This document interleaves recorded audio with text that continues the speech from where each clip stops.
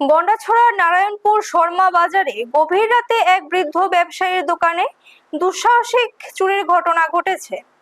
দোকান মালিক গণেশ চন্দ্র বিশ্বাস মঙ্গলবার সকালে দোকান খুলতেই দেখতে পান যে পেছনের দরজা ভেঙে চোরের দল নগদ টাকা, মালামাল এবং ক্যাশ বাক্সে থাকা রেশন কার্ড সহ গুরুত্বপূর্ণ নথিপত্র নিয়ে চম্পট দিয়েছে। তার দাবি অনুযায়ী চুরির ফলে প্রায় 25 থেকে 30,000 টাকার ক্ষয়ক্ষতি হয়েছে।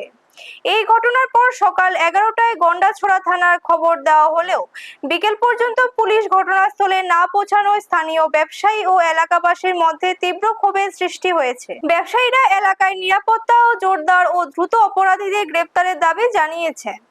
ব্যুরো রিপোর্ট, নিউজ তৎকাল 24। কি হয়েছে ঘটনা?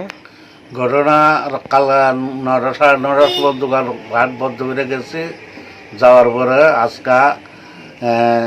আজকে তো কি বার, সোমবার না, মঙ্গলবার। আজকে মঙ্গলবার বেলা প্রায় 9:10টার সময় খুঁজছি, খুললে চাইদা আমার দর হয়েছে চুরি। আর এই কেমনে চুরি হলো তখন খুঁজলাম, খুঁজা চাই দেখি যে আমার সব কিছু লেগেছে।